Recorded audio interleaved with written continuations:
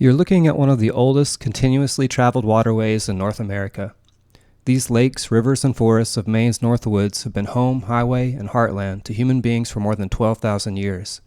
The water beneath these canoes has carried birchbark vessels, log drives, and the dreams of philosophers, but today it carries us.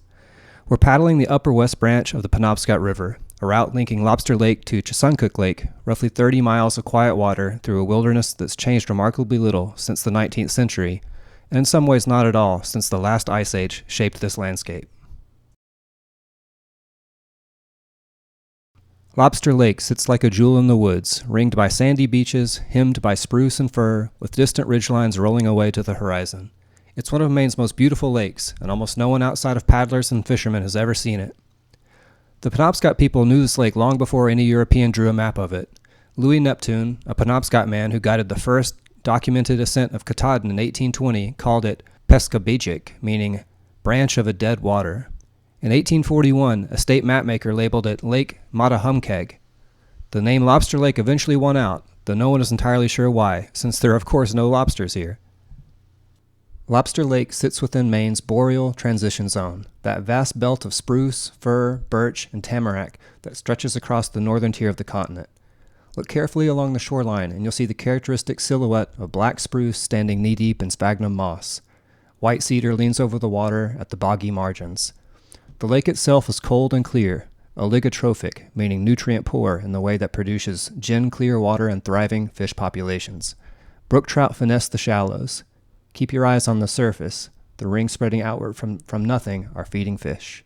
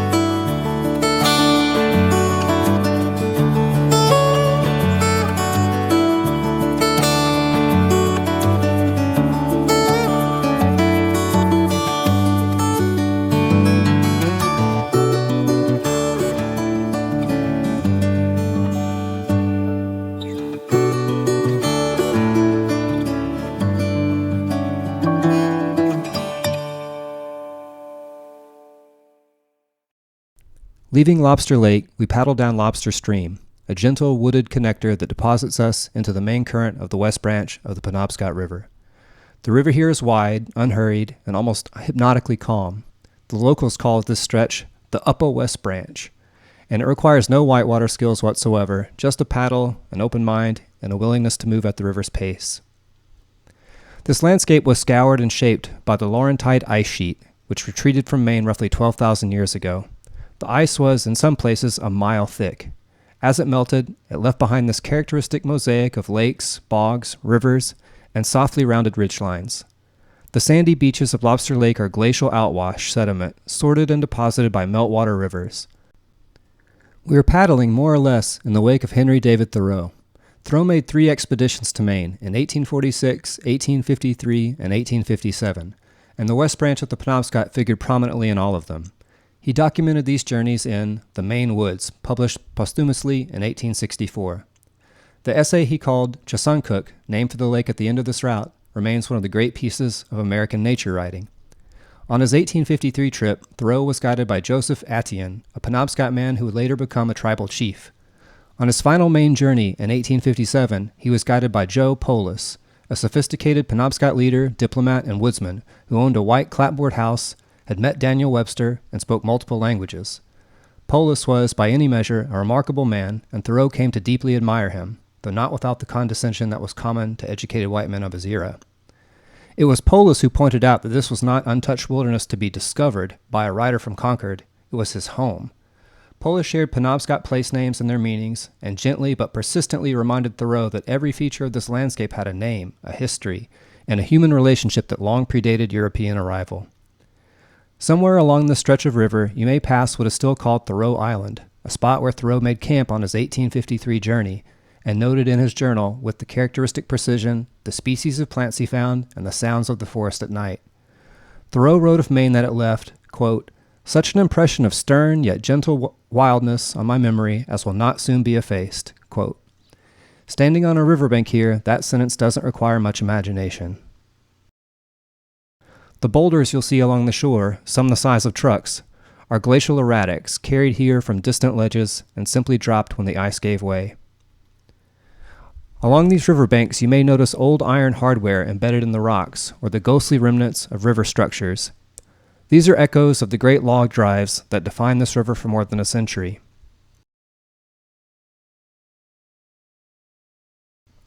Beginning in the early 1800s, the West Branch became one of Maine's most important logging arteries.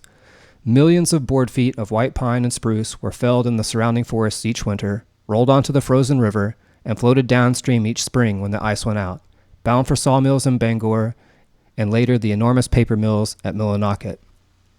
In 1898, the Great Northern Paper Company built what was then the largest paper mill in the world in Millinocket, and the log drives on the West Branch grew accordingly. Teams of river drivers, some of the most skilled and dangerous laborers in American history, rode the logs downstream, breaking jams with peaveys and pike poles, sometimes at the cost of their lives. The last log drive on the West Branch ran in 1971, ended by the Clean Water Act of 1972 and the construction of the Golden Road.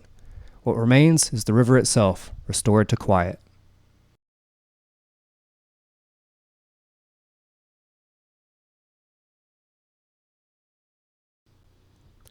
The West Branch Penobscot is famous, genuinely famous, as one of the best places in the eastern United States to observe moose. Maine hosts roughly 60,000 of them, and they are drawn to this river and its lake margins to feed on aquatic vegetation and escape the insects of midsummer. A moose feeding in the shallows, head submerged, water streaming from its enormous antlers, is one of the authentic spectacles of the North American continent.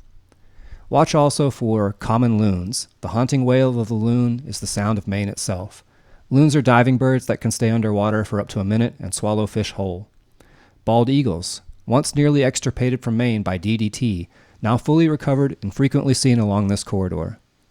Common mergansers, large crested diving ducks that fish on the river's clear runs.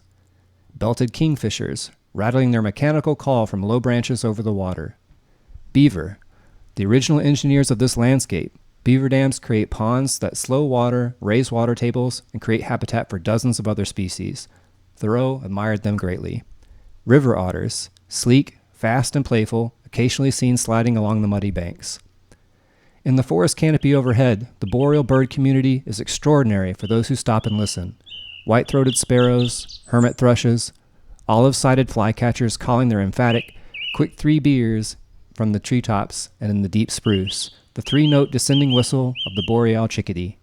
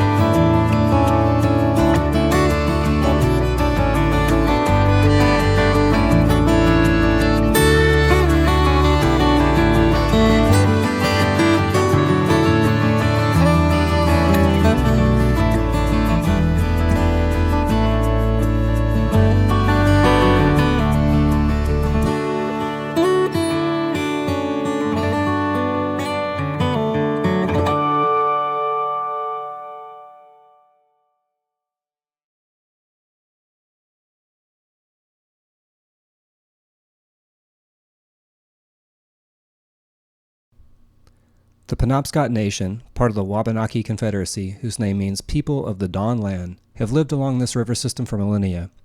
They are a riverine people in the deepest sense. Their culture, spirituality, and identity are rooted in the Penobscot watershed. The word Penobscot itself comes from their name, Penobscui, meaning rocky part or descending ledges, referring to the stretch of the river near present-day Old Town. They traveled these waters seasonally, moving toward the coast in warmer months for seafood, then inland in winter to hunt moose, deer, and bear. The canoe was their instrument of civilization, and the West Branch was one of their great interior highways. For over 12,000 years, this river corridor has served as a Wabanaki canoe route, a fact that puts our little trip in considerable perspective.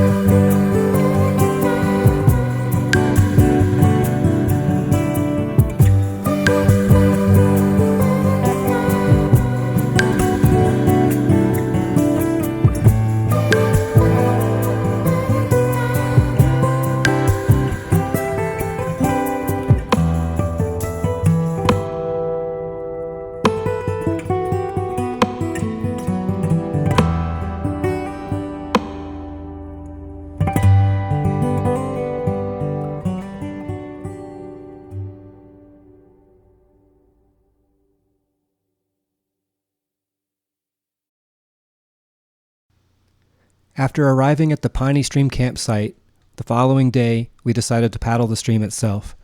Here we're almost back to the main river, but paddling the stream was pretty much everyone's favorite part of the trip. It was narrow and windy, shallow and rocky at times, but otherwise there was plenty of water.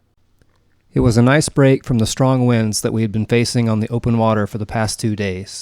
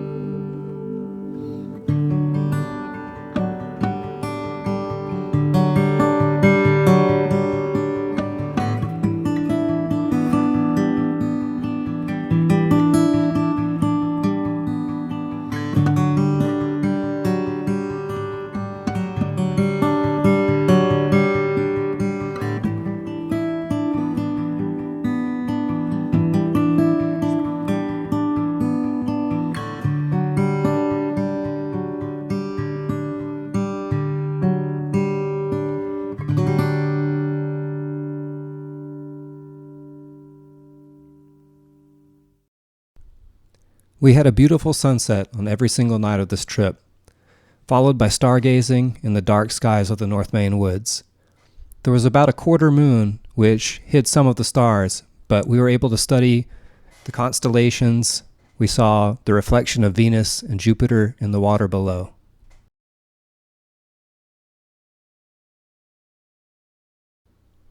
On the morning of the fourth day, we left Piney Stream and paddled the last stretch of the Upper West Branch as it led to Chesuncook Lake.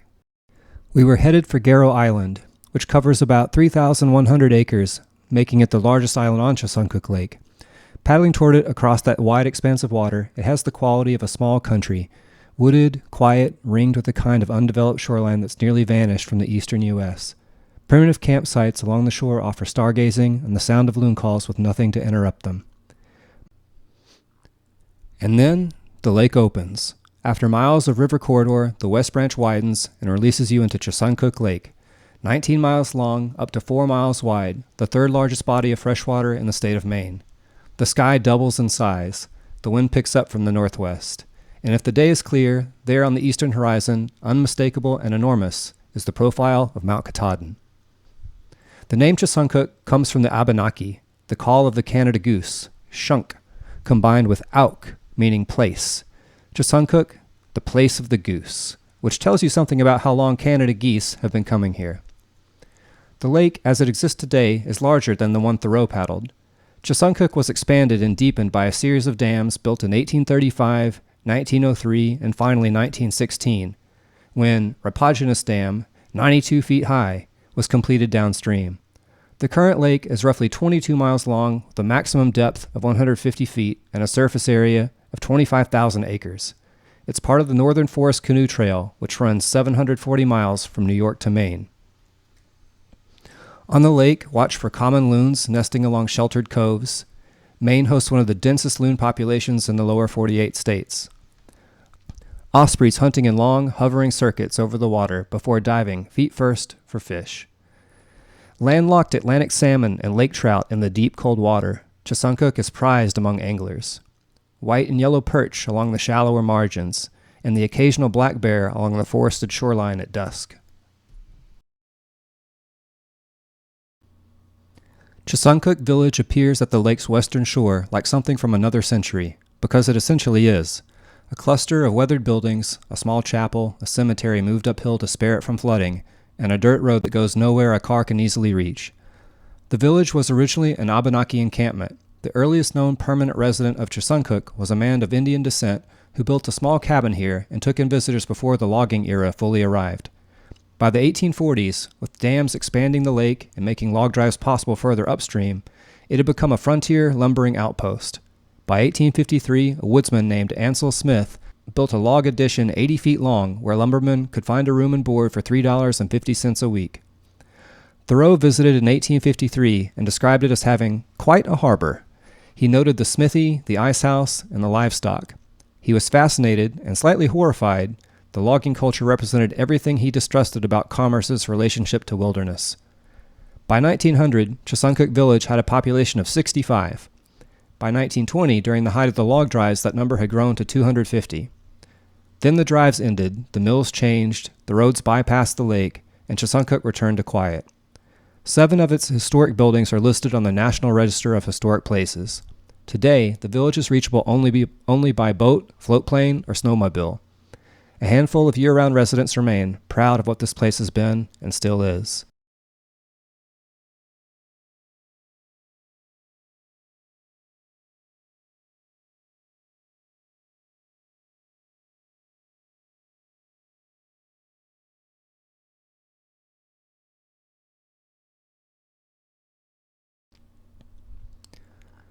What is it that draws people back to this river, this lake, this particular fold of Maine wilderness? Thoreau had a theory. He argued, presciently, for a man writing in the 1850s, that civilization needed what he called the tonic of wildness. He called for the creation of national preserves, places where the forest could remain forest. In The Maine Woods, he wrote, "The kings of England formerly had their forests to hold the king's game, for sport or food, sometimes destroying villages to create or extend them. Why should not we, who have renounced the king's authority, have our national preserves in which the bear and the panther and some even of the hunter race may still exist and not be civilized off the face of the earth? It took another century for that idea to fully take hold, but it did, and much of what you are looking at now is the result. The Penobscot nation understood something different, and perhaps deeper. This is not wilderness to be preserved from outside. This is home. The river is not a resource to be managed. The river is a relative. The Penobscot people fought for centuries and continue to fight to protect their river, their culture, and the right to live within this landscape on their own terms. Both of these ideas are present in the water around this canoe. The silence here is not empty. It is full of 12,000 years of human presence, of log drives and birch bark canoes, of Thoreau's notebooks and Joe Polis's knowledge, of loon calls, and the slow erosion of granite ledge. Dip the paddle. The current will carry you.